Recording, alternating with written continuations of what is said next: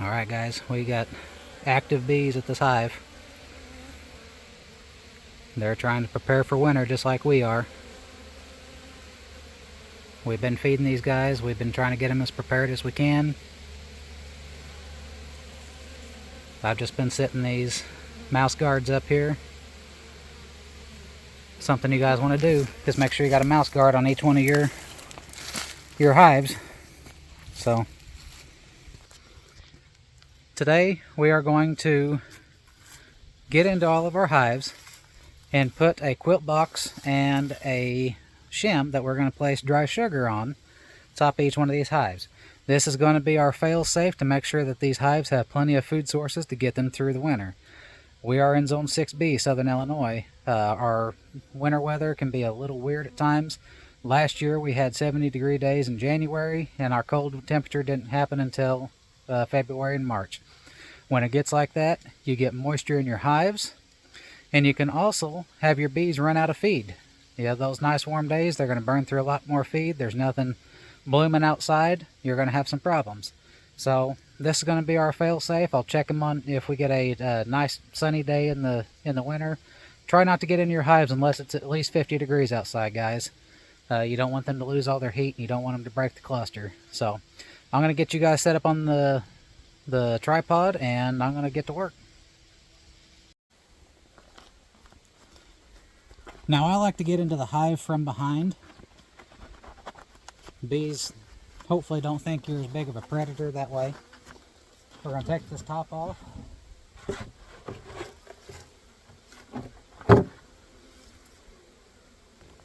And as you guys can see, there's bees and there's a 1 gallon feeder.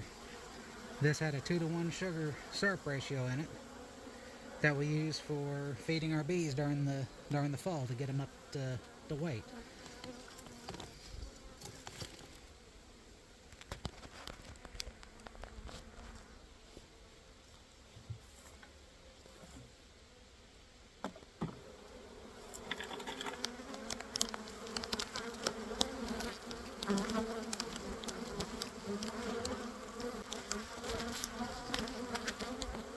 Take off your extra box.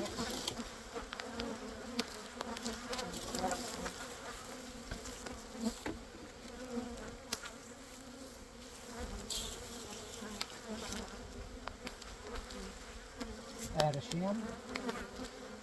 And as you guys can see, this uses a whole lot less space in here for the bees. Put down your paper.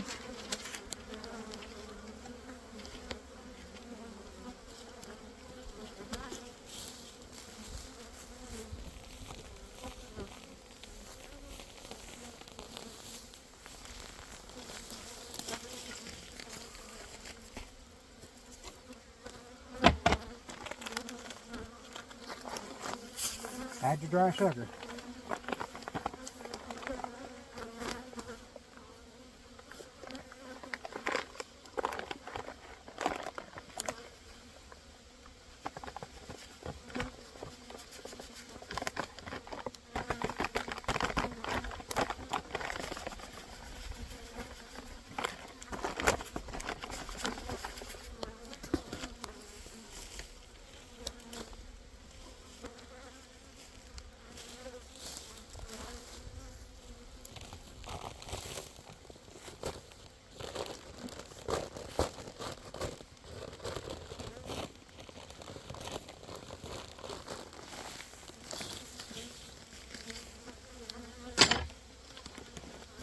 Add about 15 pounds of dry sugar to each one of these hives.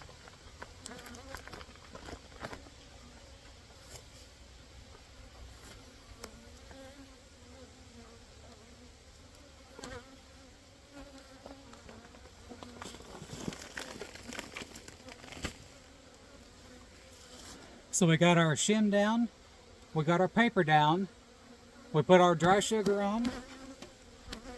We're going to put our quilt box on top.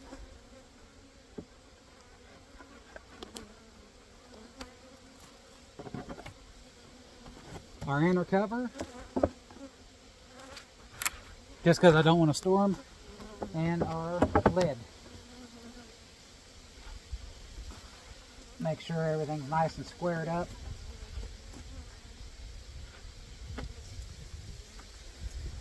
Alright guys, so that right there is how we winterize this hive. Now, I will come back in a couple of days whenever the weather starts cooling off a little bit, and I'm actually going to wrap each one of these hives in either black plastic or tar paper. I haven't decided what I'm doing again this year. And I'm also going to put a mouse guard on the front. I do not want any mice to get in here over the winter because they will eat your comb. So that's how we do this, guys. I'm going to put you guys on hyperspeed, and we'll get the rest of these guys knocked out.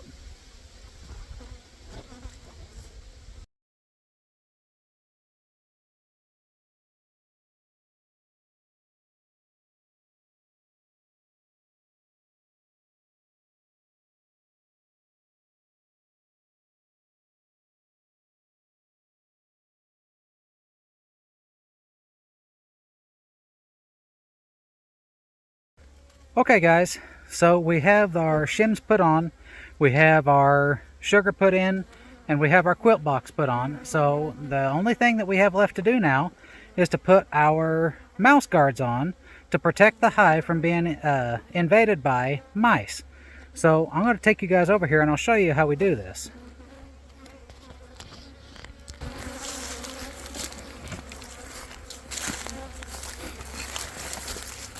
So as you guys can see, we got our hive here. Down here at the entrance, we have this piece of hardware cloth. This is how we keep our mice out of the hive over winter. All we do is we take this, push it down, give it a staple here, staple there, staple it to the hive, and it's good to go. These guys are a little agitated right now because we've been working with them, but that's okay, they'll get over it. So after we get the mouse guards put on, and you guys can see we have this block of wood here, we're going to reduce the entrance of these hives to only about 2 inches. I want to make sure that these bees are able to protect against any invaders that they have. So I'm going to get this taken care of.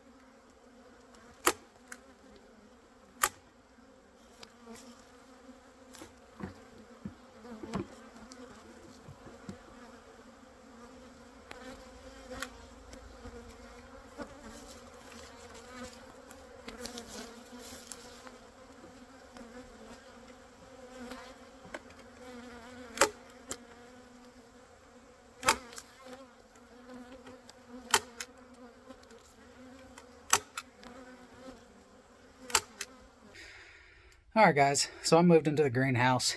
Bees are still a little bit aggressive, so that's part of it. We did some supplemental feeding today. We got the shims put on, And we got the quilt boxes put on to manage the moisture in the hive. So we have given our bees the best chance that we can going into winter. Hopefully, it'll be enough to get them to survive until spring. So until next time, y'all stay safe.